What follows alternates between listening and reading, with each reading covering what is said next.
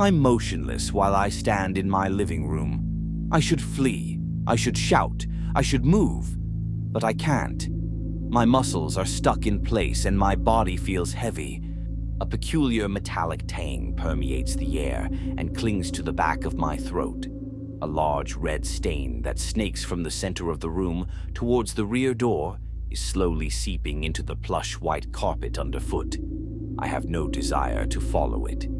Even though I am aware of what awaits me at the end of the route, I am unable to stop myself. Like the space, my mind is a mess, with paintings skewed and furnishings in disorder. Something has been present, rearranging objects and transforming them into this hideous mockery of my existence. And the only thing that feels genuine is the blood, that creeping, heavy blood. I think I hear a chorus of barely audible murmurs creeping up the walls and into the recesses of my head as the floor creaks louder than it should as I take a step. You forgot, Alice. I didn't realize how lengthy the flight home from the Alps had been. Everyone else listened to the lullaby of the plane's engine, but I never fell asleep. But it didn't matter. I had clients whose livelihoods depended on my ability to concentrate, issues that required urgent attention, and work that awaited me. I never really felt that my trip would be an opportunity to relax. Work doesn't pause. By the time I arrived in Graybrook, it was dark. The formerly busy town has deteriorated over time, with its once vibrant streets now dotted with shuttered stores and gummy citizens. The ones who remained seemed to look at me as my cab passed through. Most of them I didn't recognize because I hadn't interacted with this town much over the years. I resided in a stylish apartment complex that stood out like a sore thumb in the midst of the deterioration, the only structure that still had any sort of vitality left in it. Something strange caught my attention as the cab approached the entryway. The window of my flat, which is usually dark while I'm not there, was dimly lit, a drab radiance, as if someone had left a lamp on. Strange. I ignored the thought, gave the driver my money, and pulled my bag over to the door. Everything appeared to be in order inside. The clean, contemporary foyer was as sterile and silent as ever. The sound of my heels clicking on the marble floor reverberated throughout the empty room. The moment I stepped into my apartment, though, something felt wrong. The furniture. I didn't leave it that way. I always made sure the couch and rug were in perfect alignment, but this time it wasn't. The coffee table had moved away from the window by a few inches. Additionally, a painting of the snow-capped mountains that I had purchased the previous year was skewed. I frowned, glancing around. Maybe the cleaning service moved things, but they wouldn't leave it like this, would they? I was distracted from my thoughts as my phone buzzed in my pocket. Work. As I answered it, I moved around the flat, but the discomfort seeped further into my bones as I went. The bookshelf that held my well-organized collection of legal materials and novels didn't look right. A few of the volumes were misplaced, and one was completely absent. As I finished the call, my eyes lingered on the space where the book used to be, a small space that seemed to mock me. I shrugged it off. I was jet-lagged, tired. I'd deal with it tomorrow. I didn't sleep well that night. The days that followed were a haze of phone calls, case files, and meetings. The noise in my flat only got worse despite my best efforts to tell myself that I was just dreaming. It started small. An object moved here, a door that was open when I distinctly remembered closing it. However, it was soon impossible to ignore. When I swore I left my coffee cup in the sink, it would be on the counter. In my closet, clothes I hadn't worn in weeks looked like they had just been washed. And the book that's missing? One night I discovered it hidden beneath my bed, its pages stained with a thick, gooey substance. I tried not to think about what it was. Then came the blood. After a tough day at the workplace, I got home late, beyond midnight. I was psychologically and physically spent. For a few hours, I just wanted to fall asleep and forget about everything. But as soon as I opened the door, I smelled it. That metallic tang again. My heart raced as I stepped inside, and that's when I saw it. My living room's spotless white carpet, which I had spent a fortune on, was soaked by the blood's trail. I was too scared to pursue it for a second, but it led to the back door. Naturally, I contacted the police, but the blood had already dried up by the time they got there. The flooring was spotless. Officers stared at me as if I were crazy. They were not to blame. I was beginning to lose my mind. The whispers started after that night, soft at first, barely audible, but soon they grew louder. I would wake in the middle of the night, drenched in sweat, hearing voices that weren't there. "You forgot, Alice." I tried to dismiss it as stress, but I knew deep down that something wasn't right. I was losing my memories. I would miss whole portions of my day, emails I didn't remember sending, chats I didn't remember having. And the dreams. I dreamt of blood, of a figure standing in the corner of my room, watching me with cold, empty eyes. Every morning I would wake up with a sinking feeling in my chest, knowing that something terrible was hiding in the fog of my mind. The architect, as I started calling it, was in my head, rearranging my life like the furniture in my apartment, twisting my memories, distorting the past. I wasn't sure what was real anymore. It all came to a head one night. I woke up to find myself standing in the middle of my living room, my hands covered in blood. My own hands. But the blood wasn't mine. It trailed down my arms, dripping onto the carpet, pooling around my feet. And then I saw it, the body. A man lying face down in the middle of the room, his back torn open in a grotesque display. I knew him. His name was Daniel, a client I had been working with for months. But I didn't remember how he got here. I didn't remember any of it. The whispers grew louder, deafening now. "You forgot, Alice." And that's when it all came flooding back. The truth. The thing I had spent years trying to forget. Daniel wasn't a client. He had been someone else entirely. Someone I had loved, someone I had betrayed. And the architect? It was me. I had been rearranging my own memories, trying to bury the guilt, the horror of what I had done. But now it was too late. As I stare down at the body, the full weight of the truth crashes over me. My mind is shattered, and the memories I had buried so deeply have returned, twisted beyond recognition. There's no going back. The whispers have stopped now. There's only silence. And in that silence, I realized that the architect was never a separate entity. It was my mind, my fractured psyche, pulling the strings all along. I looked down at the blood on my hands, knowing that I'll never be able to wash it away. There's no escape from this. No happy ending. Only the darkness that waits for me just beyond the edges of my shattered mind. There is a sound to silence. At first, it's not really obvious if you're not looking. But when you live alone in the middle of nothing for long enough, you start to hear it. You become accustomed to its patterns, rhythm, and the way it fills the voids in your surroundings. It starts to seem comfortable and cozy, almost like an old friend. Silence, however, isn't always what it appears. You can rearrange it. It can be perverted into something completely different, something improper. It was a slight alteration when I first observed it. I lost a brush in my workshop. A chair swiveled a little.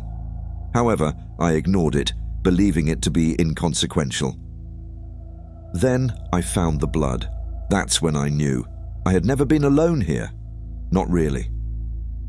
The silence was just waiting, watching, and rearranging itself around me. Returning to isolation after spending too much time with others brings a certain type of relief.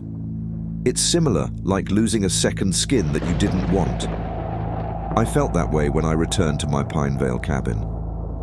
I had been over Europe for the past 6 months, exhibiting my paintings at shows, shaking hands with reviewers and sitting through lengthy dinners with buyers who had little interest in the pieces they were purchasing. I find inspiration in solitude, even though I'm an artist by profession. My thoughts get clearer the further I'm from the outside world. I chose to settle in Pinevale, a secluded community nestled in the dense forests of northern Canada, for this reason. I really enjoyed the fact that almost no one knew where it was. For years, the cabin had served as my haven, a spot where the only sounds were the distant cries of animals deep in the woods and the wind in the trees. No distractions or humans, only me, my brushes, and the limitless potential of an empty canvas. I felt at ease as I pulled up the gravel lane and saw my cabin, which I knew was tucked away in the shadows of tall trees. The wooden building was rough and discolored with age, having withstood many seasons, an ideal representation of the seclusion it offered. The earthy smell of damp soil and pine filled the chilly air. As I picked up my bags from the car, a chilly wind rustled the leaves around me. I stopped and stared up at the sky as it grew darker. Night was coming, and darkness would soon engulf the whole woodland. But darkness didn't bother me. In fact, I welcomed it. Everything at the cabin was just as I had left it. Nearly. I let my eyes get used to the dim room before dropping my things beside the door. Like an old friend, the smell of paint and wood welcomed me. The majority of the cabin was devoted to my studio, an open area where I spent the evenings immersed in the brushstrokes. That's when I noticed the first sign. The easel by the window had been moved. Not far, just enough to be noticeable. It was facing slightly toward the door, as though someone had turned it ever so slightly to look at me as I walked in. I scowled as I approached it. I put up my arrangement carefully. Everything had a place. To get the ideal amount of light on the canvas, the easel should have been orientated directly towards the window. I fixed it by reaching out, blaming it on memory tiredness. I had been away for several months. Before I departed, I might have left it that way. But as I turned to inspect the rest of the room, a prickling sensation crawled up my spine. Something else was wrong. My brushes, neatly arranged in size order before I left, had been disturbed. One was missing entirely, and a few of the larger brushes had been shifted to the far end of the table, almost as if someone had moved them deliberately. Odd, I muttered under my breath, trying to shrug off the unease that began to settle over me. No one had been in the cabin while I was away. There were no signs of a break-in, no broken windows or forced locks.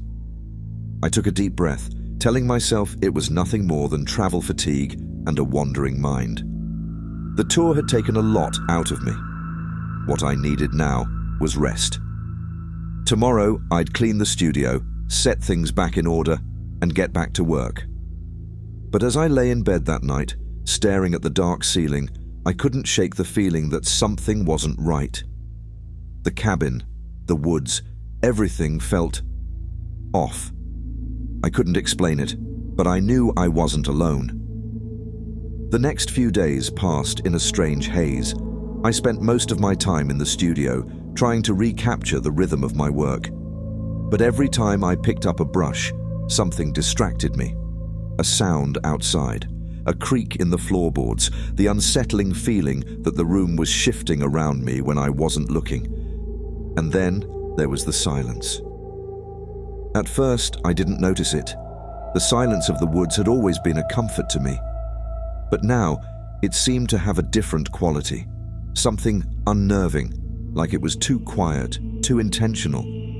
There was no rustling of leaves, no birdsong, no distant wind in the trees. Just the oppressive, smothering silence. It was on the third morning that I found the blood.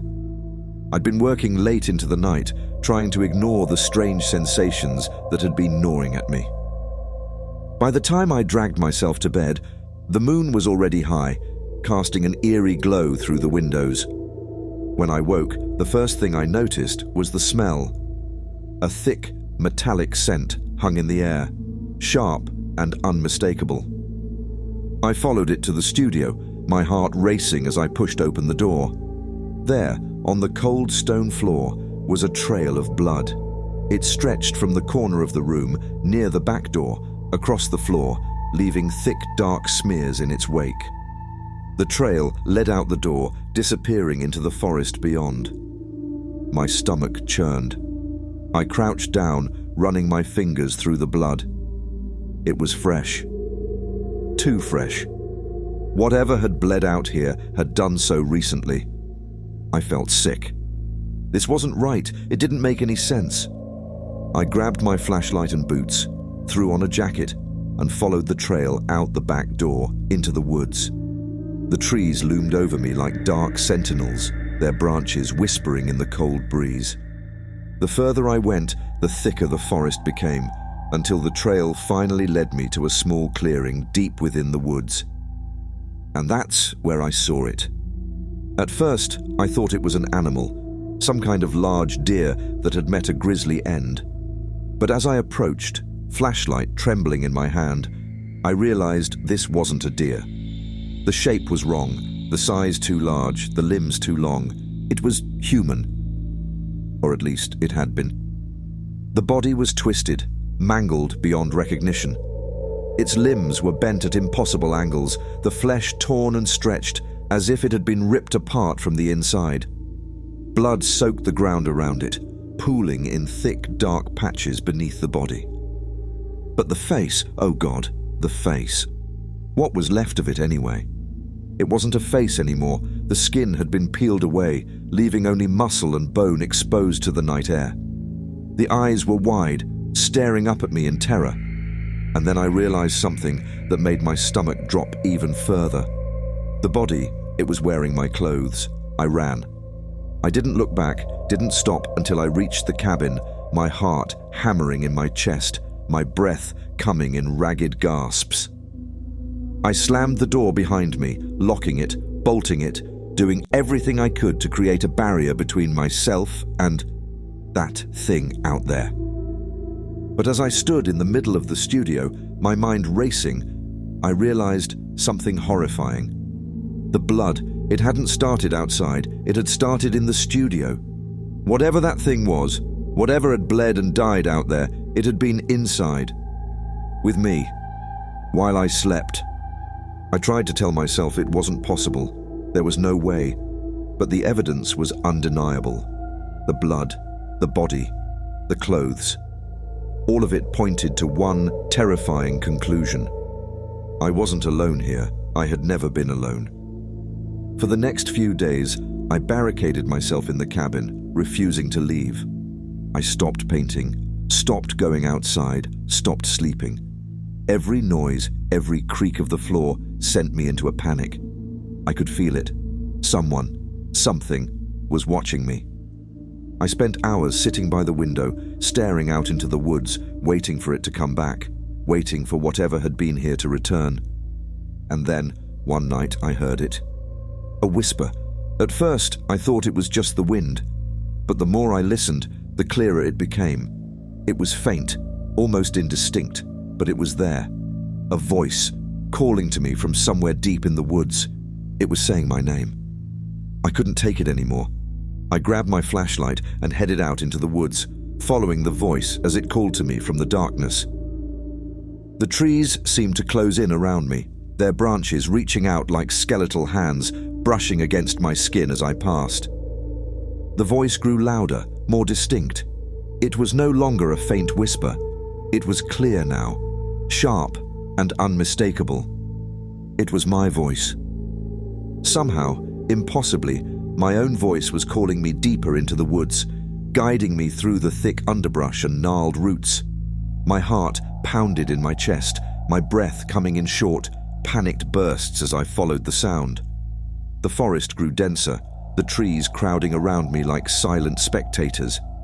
Every snap of a twig underfoot, every rustle of leaves felt magnified in the oppressive silence. I could hear nothing but my voice, echoing through the night, pulling me closer to something I couldn't yet see. Finally, I reached another clearing, this one smaller, more secluded. In the center stood a figure. It was me. No, not exactly. It looked like me. Same build, same face, same clothes. But there was something wrong, something horribly wrong. The figure stood perfectly still, its head slightly tilted as it watched me approach. Its eyes, my eyes, were hollow, empty, like dark pits staring back at me with an unnerving intensity. The skin was pale, almost translucent, and the lips were stretched into a twisted, unnatural smile. I froze, my flashlight trembling in my hand as I tried to make sense of what I was seeing. It couldn't be real. It couldn't be me. But it was. The doppelganger, my double, took a step forward, its movement slow and deliberate. Its smile widened, stretching impossibly far across its face, revealing rows of sharp, jagged teeth that gleamed in the pale moonlight. "You've been watching me," it whispered, its voice a distorted version of my own. "You've been playing my game." My stomach churned, and a cold wave of terror washed over me. I stumbled backward, nearly tripping over a root as the thing continued to advance, its eyes locked on mine. "This was always the plan," it said, its voice now sickeningly sweet, like a predator luring its prey. "You've always been part of it." I tried to speak, to demand answers, but my throat was dry, my voice lost in the choking fear that gripped me. I turned and ran, my feet pounding against the forest floor as I fled back toward the cabin. I could hear it behind me, following, its footsteps unnervingly light as it chased me through the trees. The cabin came into view, and I threw myself inside, slamming the door and locking it. My body shook with terror as I backed away from the door, trying to catch my breath. But I wasn't safe. I could still hear it, my voice, calling to me from outside. "I'm still here," it whispered, the sound coming from everywhere and nowhere all at once. "You can't hide from me. You're already part of the game." The voice circled the cabin, growing louder, more insistent.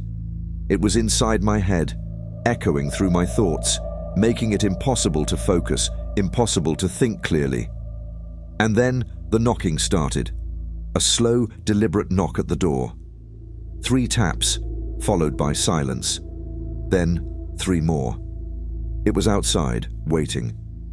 Days passed, though time lost all meaning in the cabin.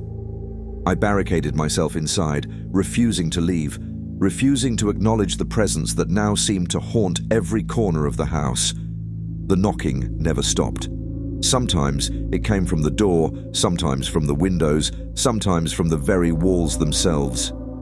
I stopped eating, stopped sleeping, stopped doing anything except sit in the corner of the room, staring at the door, waiting for it to end. My mind unraveled piece by piece, the weight of the isolation, the fear, and the constant presence of that thing outside, crushing me from the inside. I couldn't paint. Every time I tried, the image of the doppelganger's twisted smile filled my thoughts, its hollow eyes staring back at me from the canvas. The blood was still there, dried and dark on the floor. The reminder of the body, of the thing that wore my face, haunted me. No matter how much I scrubbed, it wouldn't disappear. And then, one night, it stopped. The knocking, the whispers, the voice, all of it. For the first time in what felt like weeks, the silence returned. The same oppressive silence that had once been my comfort now felt like a void, suffocating and unbearable. I waited, unsure whether to feel relief or terror. But the silence didn't last. As I lay in bed that night, staring at the ceiling, I heard it. Breathing. It was soft at first, almost imperceptible, but as I listened, it grew louder, closer, until I realized it was coming from inside the cabin. I bolted upright, my heart pounding in my chest. The sound was coming from the other room, from the studio. I grabbed the flashlight and slowly made my way toward the door, every nerve in my body screaming at me to turn back, to run. But I couldn't. I had to know. The door creaked as I pushed it open, the beam of the flashlight cutting through the darkness. And there it was. The doppelganger stood in the center of the studio, its back to me. It was painting. With slow, deliberate strokes, it dragged the brush across the canvas, creating a nightmarish scene of twisted shapes and distorted figures. I watched in horror as the painting came to life, the colors shifting and swirling on the canvas as though they were alive, writhing in agony. The figure stopped, tilting its head as though admiring its work. Then, slowly, it turned to face me. Its face, my face, was contorted into that same unnatural smile, the eyes gleaming with a sick, malevolent joy. "You've been part of this all along," it whispered, its voice now a sick parody of my own. "You can't escape. You never could." I stumbled backward, dropping the flashlight as the doppelganger took a step toward me. "Everything you've done, every choice you've made, has led you here," it continued, its voice now filling the room, echoing off the walls. "You were never in control. I was." The figure reached out, its hand brushing against my arm, cold as death. I recoiled, but it was too late. I could feel it, the truth, the horrifying realization sinking in. I had never been alone here, not in the cabin, not in the woods, not even in my own mind. The doppelganger wasn't just outside of me. It was inside me, had always been inside me, watching, waiting, pulling the strings. And now it was in control. They'll find my body eventually, torn, twisted, mutilated beyond recognition, just like the others. They'll wonder what happened, who or what could have done something so horrific. They'll ask questions, search for answers, but they'll never find the truth. Because the truth is, I've been here all along, watching, waiting. I wasn't the first, and I won't be the last. The silence has rearranged itself again, and now it's waiting for someone new, waiting for you. They say every house has a memory, but what happens when those memories awaken and demand to be heard? When I stepped through the creaking threshold of my grandmother's estate, the air turned cold, slicing through the warmth of the late afternoon sun. It was a chill that crawled under my skin, whispering of things left unsaid and shadows that danced just beyond my vision. The moment I crossed the threshold, the house seemed to sigh, a low creak echoing through the halls as if it were awakening from a long slumber.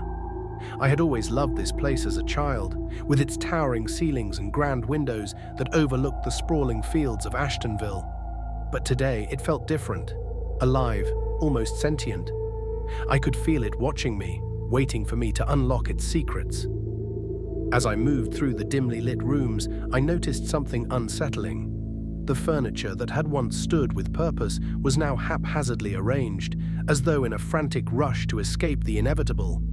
An ominous chill lingered in the air, sending ripples of dread through my veins. I had returned from a peaceful vacation in the Caribbean, seeking solace in the familiar. Little did I know, I was stepping into a nightmare. My name is Clara Bennett. I was born and raised in Ashtonville, a quaint little town where whispers traveled faster than light. I had inherited this sprawling estate from my late grandmother, a woman whose tales of family history had always intrigued me. But now, as I stood amidst the remnants of her life, I felt a growing unease in the pit of my stomach. The living room felt like a mausoleum, each piece of furniture a ghost of the past. As I made my way to the kitchen, I noticed something unusual. A drawer I had never dared to open now lay ajar, its contents spilled across the floor, a collection of brittle letters, faded photographs, and something darkly crimson. My heart raced as I picked up one of the letters, the yellowing paper crackling under my fingertips. The handwriting was frantic, a desperate plea scrawled across the page. "The shadows know our names, Clara. They come for us in the dark. Do not let them in." A cold shiver raced down my spine as I scanned the room, half expecting to see a figure lurking just out of sight. I tossed the letter aside, my mind racing with confusion. Why hadn't I seen this before? I had come here to find closure, to reclaim my family's legacy, not to stumble upon madness. That night, as I settled into bed, the house creaked around me, each groan an echo of my anxiety. I had intended to sleep soundly, but sleep evaded me, replaced by the unsettling feeling that I was not alone. The shadows in my room shifted, elongating across the walls, morphing into grotesque shapes that flickered and danced. Just as I began to drift off, a sudden crash jolted me awake. Heart pounding, I leapt from my bed and rushed down the hallway. The barn doors were flung wide open, swinging in the night air like a portal to something sinister. My breath hitched in my throat as I stepped outside, the cool breeze biting at my skin. As I approached the barn, the moon cast an eerie glow on the ground, illuminating something smeared across the dirt. A trail of dried blood leading toward the garden. A sickening dread filled my gut, urging me to turn back. But something compelled me forward. The garden was overgrown, weeds tangling around the gnarled roots of ancient trees. Following the trail, I stumbled upon a small patch of disturbed earth. My hands trembled as I reached down to dig, uncovering a weathered box. As I pried it open, a foul odor wafted up, nearly overwhelming me. Inside lay an assortment of grotesque trinkets. Dried flowers, bones, and a faded photograph of my grandmother with an unknown figure, their faces twisted into expressions of terror. I staggered back, my mind racing. This was a family secret, one I had never known. The house felt alive, pulsating with energy, and I realized then that the blood was not just a remnant of a past deed. It was a thread tying me to something far darker than I could have imagined. Days turned into nights as I continued to uncover the twisted legacy of my family. Each room held a memory, each shadow a whisper of what once was. The house had become a labyrinth of horrors, shifting and changing as I delved deeper into its secrets. I often found myself staring into the mirrors that lined the hallways, my reflection twisted and warped, the house's essence seeping into my soul. The more I learned about my family, the more I felt the darkness closing in around me. "What happened to you, Grandma?" I whispered to the emptiness, hoping for a sign, a reassurance that I was not losing my mind. But the only response was a chilling silence, punctuated by the creaking of the house as if it were laughing at my despair. One night, as I rummaged through the attic, I uncovered a dusty journal belonging to my grandmother. The pages were filled with frantic scrawls, detailing rituals, family curses, and the names of those who had come before me, each marked by the shadows that lurked within the estate. The more I read, the clearer it became. The house was a living entity, a vessel of anguish that fed off the regrets of its inhabitants. "The shadows know me," I muttered to myself, trembling. I felt them creeping into my mind, tugging at the corners of my memories, dragging forth the guilt I had buried deep. It became clear that the more I reflected on my past, the more twisted my reality became. The house was reshaping itself around my darkest memories, forcing me to confront the very essence of who I was. As the days passed, the disturbances escalated. I began to see figures in the periphery of my vision, flickers of movement that vanished when I turned to look. Shadows whispered my name, beckoning me to join them in their eternal torment. Desperate to escape, I reached out to Max, my childhood friend, who had always been my anchor in times of crisis. He arrived, concern etched across his face as he stepped into the decaying grandeur of the estate. "Clara, you look like you've seen a ghost," he remarked, his eyes darting around the room, taking in the chaos that surrounded me. "It's worse than that, Max. I think the house is trying to tell me something," I confessed, feeling the weight of my fears spilling forth. Together we began to explore the estate, retracing my grandmother's steps, deciphering the symbols carved into the walls, each one a fragment of a horrific truth waiting to be unveiled. But as we dug deeper, the house retaliated. Doors slammed shut, windows shattered, and a malevolent presence enveloped us, whispering secrets that should have remained buried. Max's laughter faded, replaced by fear as the darkness consumed him, pulling him into its depths. "Clara, you have to fight it," he screamed, his voice echoing through the halls, but the shadows had taken him, dragging him into the abyss. Alone and trembling, I returned to the attic, desperate to find answers. There, I discovered a hidden compartment within the wall. Inside lay a mirror, its surface cloudy and darkened. As I wiped it clean, I gasped at the reflection staring back at me. Not just my own, but the faces of those who had come before me, trapped in a cycle of despair. "This is it," I whispered, realization crashing over me like a wave. The house was a prison, trapping the souls of my ancestors, their regrets intertwined with mine. I could feel their pain, their longing to escape the torment of the shadows. The truth settled heavily in my chest. The only way to break the curse was to confront my own regrets, to embrace the darkness rather than flee from it. I took a deep breath, bracing myself for the fight ahead. With determination, I began to chant the words from my grandmother's journal, each syllable resonating with the power of my lineage. The house shook, the walls groaning as if in agony, shadows swirling around me like a tempest.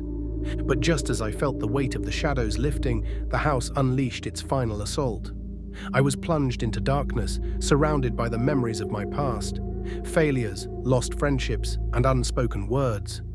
"No," I screamed, forcing myself to confront each memory, to embrace the darkness that had haunted me for so long. The shadows writhed in response, their grip loosening, revealing the faces of my ancestors, trapped no more. As dawn broke, the house lay silent, the shadows dissipating like mist in the morning light. I had freed my family from their eternal torment, but at a cost. I felt the weight of their pain still lingering within me, a reminder of the darkness that could never fully fade. I stood at the edge of the garden where the soil had been disturbed, the remnants of my family's legacy scattered in the wind.